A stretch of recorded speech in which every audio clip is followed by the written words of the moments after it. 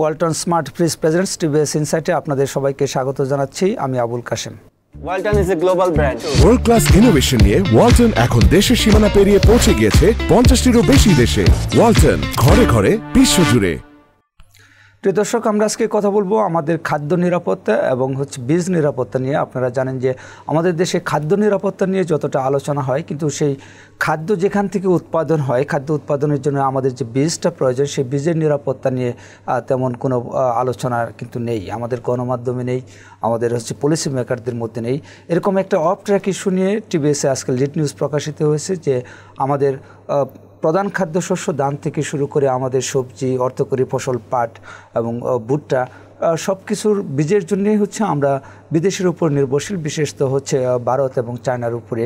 তো যদি কোনো কারণে এসব দেশ থেকে আমরা চাহিদা অনুযায়ী বীজ না পাই, তাহলে আমাদের খাদ্য নিরাপত্তাটা কোন জায়গায় পৌঁছাবে? সেক্ষেত্রে বিশেষজ্ঞরা কী বলছেন, সরকারের কী পরিকল্পনা, বিস্তারিত তথ্য আছে আজকে টিভিএসে। নিউজটি করেছেন আমাদের স্টাফ রিপোর্টার শাহাদত বিপ্লব। আমরা তার কাছ থেকে বিস্তারিত জানব।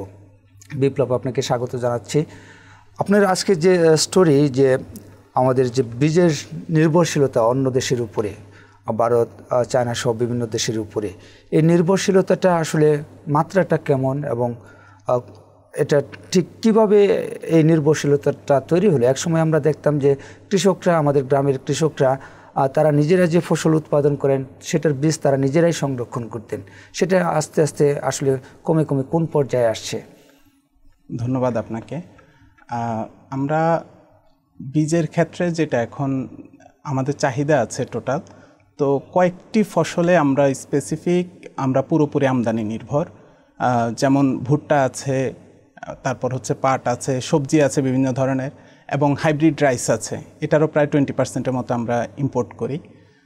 এক্ষেত্রে আমাদের নির্ভরশীলতাটা আসলে মূলত যখন আমাদের তো প্রতিনিয়ত জমি কমে যাচ্ছে এবং আমাদের জনসংখ্যা কিন্তু বাড়তেছে, তো এই কারণে বিপুল এই জনগোষ্ঠীর খাদ্য নিরাপত্তা নিশ্চিত করার জন্য প্রোডাকশনের ক্ষেত্রে আমাদের হাই ইল্ড যেটা আছে, যে প্রোডাক্টিভিটি বাড়ানোর দিকে উদ্যোগ নিতে হয়েছে। তো এখানে যখন উচ্চ ফলনশীল জাত এসেছে বা হাইব্রিড জাতের উপর নির্ভরশীলতা যত বেড়েছে, তত আমাদের ইম্পোর্টের উপর নির্ভরশীলতা বেড়েছে। তো সেক্ষেত্রে আমরা যেমন জুটের ক্ষেত্রে আমরা অ্যারাউন্ড 80% মতো আমরা ইম্পোর্ট করছি এখন। ভুট্টা এখন আমাদের তৃতীয় সর্বোচ্চ ফসল, উৎপাদিত ফসল, যেটা প্রায় 73 লাখ টন আমরা উৎপাদন করি, এবং এটার পিছনে অনেকগুলো সেক্টর এই ভুট্টার উপর দাঁড়িয়ে আছে। তো সেটারও প্রায় 95% আমরা যে ইম্পোর্ট করি বীজের। এবং হাইব্রিড যে ভেজিটেবল বীজগুলো আছে, কিছু কিছু ভেজিটেবলের ক্ষেত্রে আমরা প্রায় পুরোটাই আমরা ইম্পোর্ট করছি এখন। আচ্ছা, আপনার কাছে যেটা জানবো যে হাইব্রিডের বীজগুলি আমাদের দেশের যেসব কোম্পানি তারা বিক্রি করছে বা বিদেশ থেকে ইম্পোর্ট করছে, তারা এখানে কি এই বীজ উৎপাদনের কোনো তাদের প্ল্যান আছে বা চিন্তা, ইনভেস্ট করার কোনো উদ্যোগ আছে? আপনি কিছু জানেন? আমাদের দেশে তো অনেক প্রাইভেট কোম্পানি আছে যেগুলো বীজ সরবরাহ করে।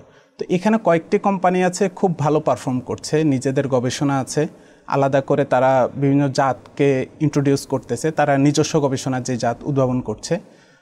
আবার কিছু আছে শুধুমাত্র ইম্পোর্ট করে আমাদের বাজারে সরবরাহ করছে। তো তাদের সেই জাতগুলো এখন মার্কেটে মোটামুটি একটা জায়গা দখল করার মতো আছে, একটা অংশ, তবে সবাই না। তো এই ক্ষেত্রে আমরা লিডিং কয়েকটা কোম্পানিকে দেখি, যেমন লালতির আছে, এসিআই আছে, সুপ্রিম আছে, ব্র্যাক আছে, তাদের নিজস্ব জাত আছে। ইভেন হাইব্রিড রাইসও তারা আনছে, পটেটো এনেছে, তারপর সবজিগুলো এনেছে। এবং আমি এটাও জেনেছি যে একটা কোম্পানি আমেরিকায় তাদের নিজস্ব ল্যাব আছে, সেখানে বীজ প্রোডাকশন করে বাংলাদেশে নিয়ে আসে নিজেদের জাত। কারণ বাংলাদেশে যে ক্লাইমেট, এই ক্লাইমেটে অনেক সবজি বীজ করা যাবে না। তারপর আমাদের জমি স্বল্পতার কারণে বা আমাদের ইনফ্রাস্ট্রাকচার কাঠামো দুর্বল হওয়ার কারণে আমরা যেমন ভুট্টার বীজটা খুব চ্যালেঞ্জিং। তো এই ক্ষেত্রে বিকল্প চিন্তা হিসেবে তারা অনেক ক্ষেত্রে নিজেদের জাতগুলো যখন তারা ছড়িয়ে দিতে চায় বা সম্প্রসারণ করতে চায়, তখন তারা এই পলিসিটাও নিচ্ছে। আচ্ছা, এই যে আমাদের যে প্রধান খাদ্যপণ্য ধান, আপনি বললেন যে এখানে প্রায় 25% আমাদের বীজ ইম্পোর্ট করতে হয়।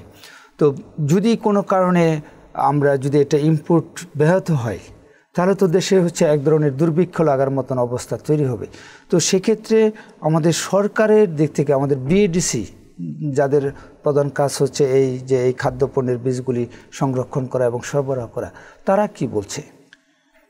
এখানে শুধুমাত্র ধান না, ধানের ক্ষেত্রে আমরা যদি বলি যে এখানে আমাদের তো এখনও ইনব্রিড রাইসের উপর আমরা নির্ভরশীল, কিন্তু প্রতিনিয়ত কিন্তু আমাদের হাইব্রিড রাইসের উৎপাদন বাড়ছে এবং বীজও প্রয়োজনীয়তা বাড়তেছে। তো এখানে আমরা হাইব্রিড রাইসের প্রায় 25% আমরা হচ্ছে ইম্পোর্ট করছি এখন। তো এইটা একটা চ্যালেঞ্জিং বিষয় কারণে যে আপনি ধান না, আপনি ভুট্টার ক্ষেত্রে যদি দেখেন, পাটের ক্ষেত্রে দেখেন বা সবজির ক্ষেত্রে দেখেন, আমরা এখন 12 মাস হচ্ছে সবজি পাচ্ছি। তো যখন এগুলা দ্বিপাক্ষিক সম্পর্কের টানাপোড়েন থাকে মাঝে মধ্যে, বা যখন আমরা একক উৎস নির্ভরশীল হয়ে যাই, তখন কিন্তু এটা সিভিয়ার একটা ইম্প্যাক্ট আমাদের খাদ্য নিরাপত্তার জন্য পড়ে। এটা এক্সপার্টরাও বারবার হুঁশিয়ার করছেন। তো এই ক্ষেত্রে আমাদের সরকারি প্রতিষ্ঠান আছে বীজ উৎপাদন করার জন্য, যেমন বিএডিসি আছে। তো বিএডিসির আমি কয়েকজন কর্মকর্তার সাথে কথা বলেছি। এখানে যে মূল প্রবলেমটা সেটা হচ্ছে যে প্রথমত হচ্ছে যে আমাদের গবেষণায় দুর্বলতা আছে। কারণ কৃষকরা যদি বেটার জাত পায় তাহলে কিন্তু তারা সেটাই গ্রহণ করবে, তারা কিন্তু ইম্পোর্টের যে জাত আছে ওইটা গ্রহণ করবে না। তো এক্ষেত্রে আমাদের ওই কৃষকদের চাহিদা মাফিক জাতকে হচ্ছে যে ইন্ট্রোডিউস করতে হবে বা উদ্ভাবন করতে হবে। তো এরপরে যখন আমরা সম্প্রসারণে যাই যে বিএডিসি সম্প্রসারণ করবে, বিএডিসি একটা কথা আছে, যেমন এখন তো বড় মৌসুম শুরু হচ্ছে সামনে, রবি মৌসুম।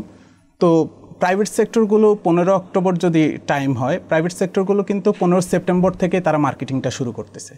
কিন্তু বিএডিসি থেকে দেখা গেছে যে বীজ একেবারে শেষ মুহূর্তে দেয়া হয়, যে 15 অক্টোবর বা তারও পরে। তো এইটা কৃষকদের মধ্যে একটা ইম্প্যাক্ট ফেলে।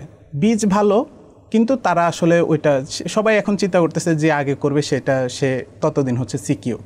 তো এইটার ক্ষেত্রে একটা তাদের ব্যাপক দুর্বলতা আছে। আরেকটা অভিযোগ আছে যে বিএডিসির কর্মকর্তারা অসৎ উদ্দেশ্যে এই প্রাইভেট সেক্টর বা ইম্পোর্ট বীজকে সুবিধা দেওয়ার জন্য বিএডিসির বীজটা হচ্ছে দেরিতে দেয়। তো এটাও একটা অভিযোগ কিন্তু আছে সবার মধ্যে। তো সার্বিকভাবে আমাদের দুর্বলতা জায়গাগুলো এখানে। আপনার কাছে আরেকটা জানতে চাবো যে আমাদের যে বাংলাদেশ কৃষি গবেষণা ইনস্টিটিউট আছে এবং হচ্ছে আমাদের বাংলাদেশ ধান গবেষণা ইনস্টিটিউট, তারা যেসব হচ্ছে উচ্চ ফলনশীল ধান বা হচ্ছে বিভিন্ন জাতের উদ্ভাবন করছে, সেইগুলি কি হচ্ছে বিদেশি এসব হাইব্রিড জাতের সাথে পেরে উঠছে না?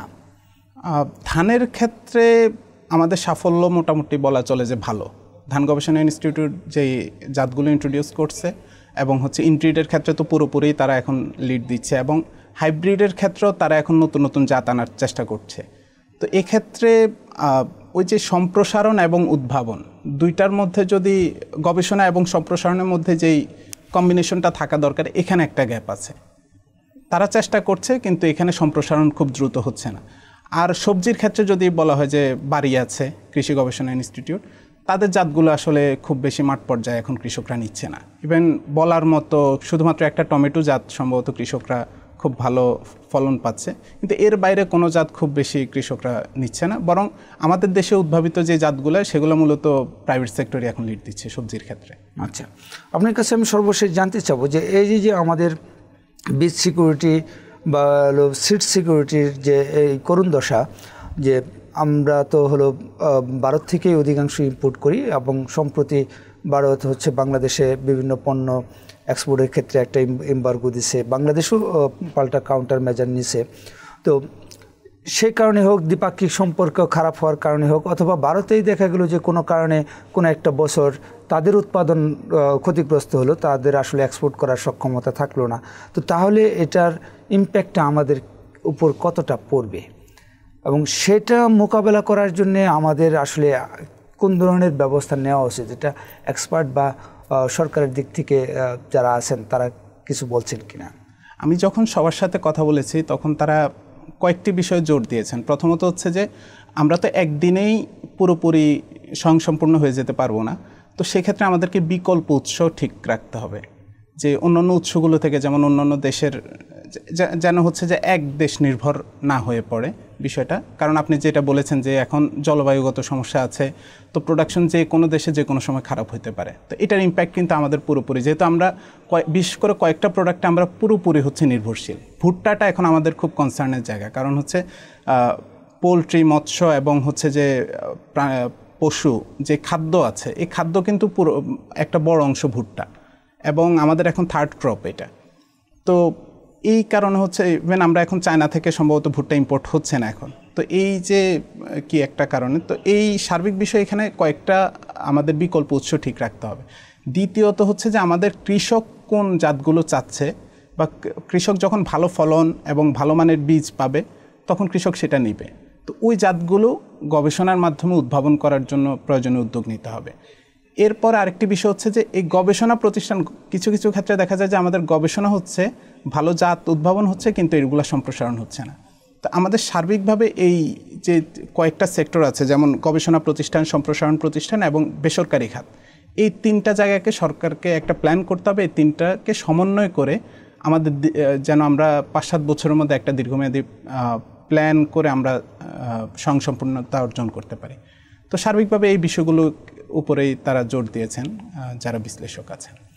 ধন্যবাদ আপনাকে। প্রিয় দর্শক, আমরা সাদত বিপ্লবের কাছ থেকে আমাদের যে বীজের নিরাপত্তা সম্পর্কে জানলাম, যে আসলে আমরা কতটা ডিপেন্ডেন্ট হয়ে গেছি এবং সেখান থেকে আমরা আস্তে আস্তে কীভাবে বেরিয়ে আসতে পারি। সাদত যেটা বলছিলেন যে বিএডিসি হচ্ছে প্রাইভেট সেক্টরের ব্যবসায়ীদের সুবিধা দেওয়ার জন্য তারা সময় মতো কৃষকদের বীজ সরবরাহ করে না, এটা কিন্তু হচ্ছে একদম সত্যি কথা। সরকারের অনেক প্রতিষ্ঠানই হচ্ছে অবৈধভাবে লাভবান হওয়ার জন্য নিজের প্রতিষ্ঠানে দুর্নীতি করে, প্লাস হলো যে প্রতিপক্ষকে সুবিধা দিয়ে সেখান থেকে হচ্ছে আর্থিকভাবে লাভবান হওয়ার চেষ্টা করে। আশা করছি যে আমাদের কৃষি মন্ত্রণালয় বা সরকার এই বিষয়গুলি গুরুত্ব সহকারে দেখবে, কারণ বাংলাদেশের এত ছোট্ট একটা দেশে এত বিপুল পরিমাণ মানুষ, এবং এই দেশের মানুষের খাদ্য নিরাপত্তা যদি অভ্যন্তরীণ উৎপাদন ব্যাহত হওয়ার কারণে যদি বিঘ্নিত হয়, তাহলে কিন্তু এত বিপুল পরিমাণ খাদ্য ইম্পোর্ট করার সক্ষমতা কিন্তু আমাদের দেশের নেই। এবং আপনারা জানেন যে বাংলাদেশ যখন চাল আমদানি করতে যায় বিদেশে, তখন গ্লোবাল মার্কেটে বিশ্ববাজারে চালের দাম বেড়ে যায়, কারণ যে পরিমাণ বাংলাদেশের ইম্পোর্ট করতে হয় এই পরিমাণ যোগান দেওয়ার সক্ষমতা খুব কম দেশেরই আছে। আন্তর্জাতিক বাজারে এক ধরনের টান পড়ে যায়। তো সরকার নিশ্চয়ই আমাদের দেশের মানুষের সার্বিক খাদ্য নিরাপত্তাটাকে সর্বোচ্চ গুরুত্ব দিবে, এটাই আমাদের প্রত্যাশা। আমাদের শো ভালো লাগলে আপনারা লাইক করবেন, শেয়ার করবেন। সবাইকে ধন্যবাদ।